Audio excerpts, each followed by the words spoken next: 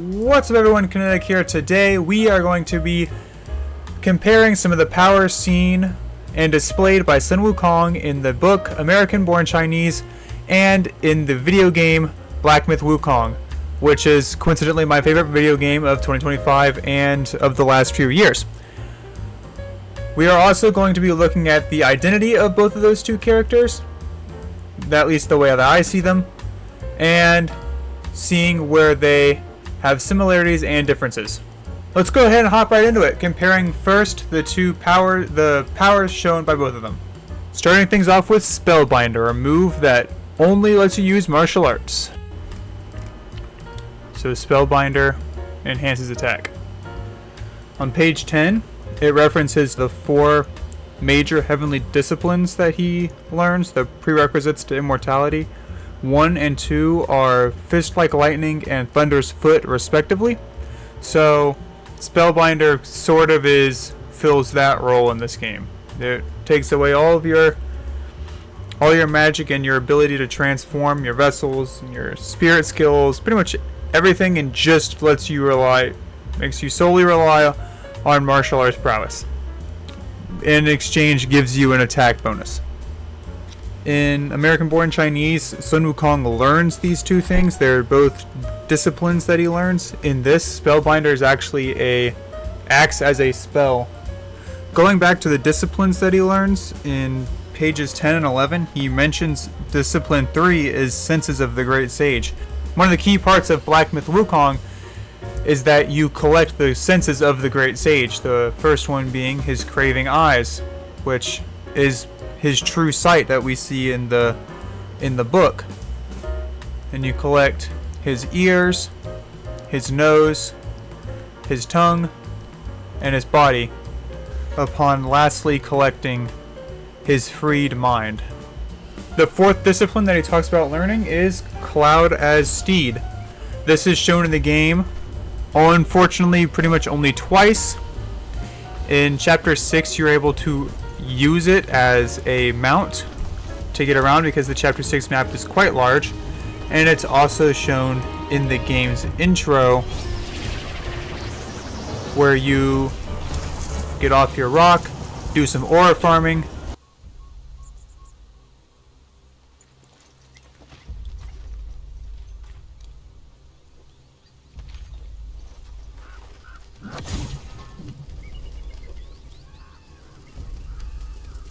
and then jump onto your somersault cloud, which is what it's usually referred to as, and fly off to go fight some heavenly kings and about 100,000 soldiers of heaven.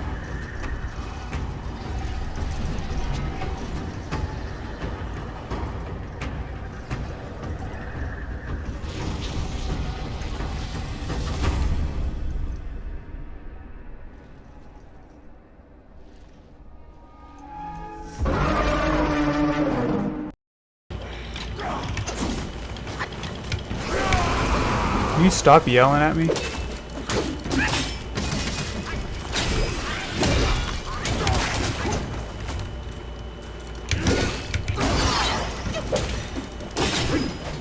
Nice. Easy game. On page 57, after Sun Wukong leaves the Celestial Court and comes back to Flower Fruit Mountain, he goes and trains in 4 major disciplines of invulnerability. Discipline 1 is invulnerability to fire, Discipline 2 is invulnerability to cold, 3 is invulnerability to drowning, and 4 is invulnerability to wounds. Now, that would kind of be a little bit hard to do in game, so what they did instead is 4 Bane's Endurance, which fire and cold fall into this category, as well as shock and poison. And then his invulnerability to wounds would most likely fall under rough skin, where you're actually able to level how much defense he has. Another one that could be countered in there is the Bane mitigation. Again, it's easier to, you don't take much damage from fire and from cold. Of course, the second segment of the book featuring Sun Wukong is when he also gets his mythical staff. the Rui Jingu Bang, as it's called. On 65, as a parting gift from the Dragon King, he's given a magic cudgel. This is referencing, obviously, this staff in particular, which is usually called the As You Wish or As You Will Golden Banded Cudgel, or the Compliant Golden Hooped Rod. But it's also known as the Jingu Bang or Rui Jingu Bang. In this game, it's absolutely busted. It gives you a very high damage, pretty good crit chance, and this unique effect is essential for activating the Wukong stance that you get in New Game Plus 2. You get it in New Game Plus 2, but you use it in New Game Plus 3. Just some other little notes about the Jingu Bang is that staff actually weighs 13,500 catties, which is basically a Chinese pound.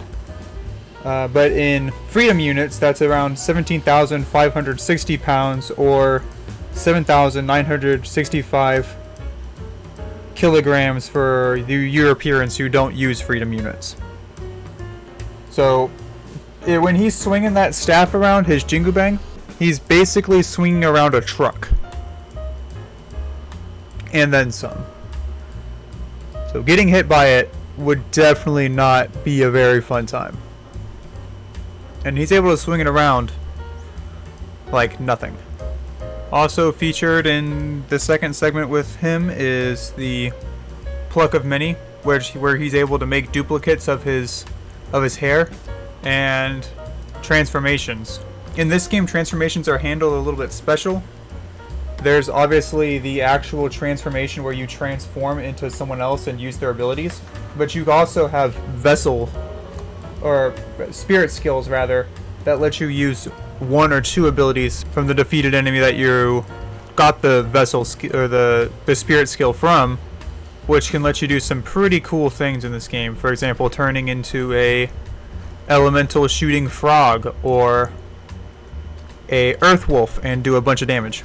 Using transformations, you're able to transform into defeated enemies in this game, which means that you can transform yourself into a giant stone monkey.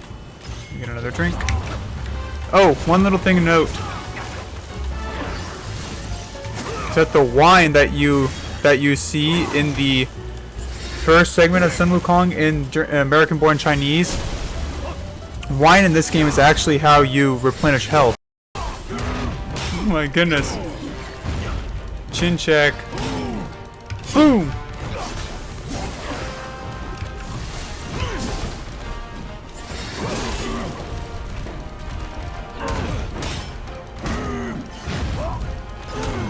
Boom! Take a seat. Going to the identity of these two characters, there are some similarities, but there are also some differences. In American-born Chinese, Sun Wukong, the Monkey King, that we see desperately wants to fit in with the people in the court at the beginning of the book, going so far as to when he gets thrown out of the party, he learns how to shapeshift pretty much solely, it seems like, to have a more human form. We see this on page 59, when he actually gives himself a taller, more human-esque appearance when he walks out of his cave. And then we see again, because he was made fun of for being a monkey, he doesn't want to be one. He wants to be like everybody else. But the pages 69, or rather 68, all the way to 84, he meets his creator. In this book, in American-born Chinese, that's Ziyo Ze, who says that he created him to be a monkey, therefore he's a monkey. And this kind of hurts Sun Wukong's feelings, and he runs off to the edge of the universe to try to escape this, but ultimately doesn't get anywhere. He's never really left Ziyo Ze's hand.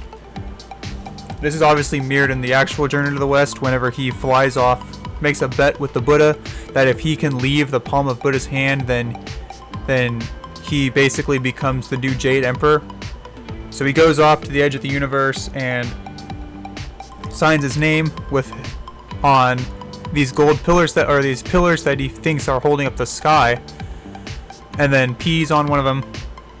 Goes back to the Buddha and says, "Hey, so obviously I left your hand." And then the Buddha says, "Hey, oh, look at my finger. You signed your name on my finger." This is pretty much a mirror of that. But I don't think that this Zi in American-born Chinese is supposed to be the Buddha. I think he's supposed to be someone else. Leave that open for interpretation. But in this interaction, around pages 145 to 160, he begins to realize that he was created the way he was, unique in this monkey form, for a reason, and gains freedom by letting go of his pride and this human form that he's given himself, and taking on the monkey form that he was born into, his uniquely him form, because he's the Monkey King. This is kind of mirrored in Black Myth Wukong, but the Sun Wukongs in both kind of have similar yet different sort of motives. The Sun Wukong in Black Myth Wukong, we learn that his big desire is just freedom, not from any particular person, but from everything, especially the celestial court and the rules that they have regarding him, because they fear him because of how powerful he is. He reincarnates many times in hopes of gaining his freedom and rejecting this band that we see, because this band is actually a symbol for captivity and for rules and for restrictions that the court puts on him. It's a band that whenever a mantra is spoken by the Tong monk on the journey to the west, it constricts and gives him a headache. If he puts it on, he pretty much can't take it off. So whenever he dies and reincarnates, many times, I'll add, there's a lot of destined ones that have, or at least we get the impression in Black Myth that there are a lot of destined ones that have happened. But the player version of them is actually able to, if you do the true ending of the game, where you defeat Erlang Shen where you defeat Erlang Shen and then fight the Great Sage's Broken Shell, you almost get this intuition, this instinct, because Erlang Shen does give you some of the memories, the mind of Sun Wukong, so that whenever you go and you fight the Great Sage's Broken Shell again, and the headband drops, you say no to getting it put on your head, and you are free. You break free of this cycle of imprisonment and are free to do as you please. Conquer long is never to appease. That poem pretty much sums up the Sun Wukong and Black Myth Wukong. In the quote-unquote bad ending of the game, the headband, you don't defeat Erlang Shen, you don't get his memories you don't get the memories of Sun Wukong, and you put the headache on, or the headache headband on, and the cycle repeats as you start a new journey. Do it all again. So they're a little similar in that they both yearn for freedom. One of them yearns for freedom from being under a mountain, and the other one yearns for freedom from pretty much everything. But where they kind of differ is that in American-born Chinese, Sun Wukong eventually learns that you're free and made for a purpose, that there's a reason why you were made. And I think this is really exemplified in page 223 of American-born Chinese, whenever Sun Wukong says, "You know, Jin, I would have saved myself from 500 years imprisonment beneath a mountain of rock had I only realized how good it is to be a monkey." So it's sort of a overlapping summary of their both identities, both of their pursuits. They both seek freedom, but one of them really seeks to find himself, and the other seeks to free himself.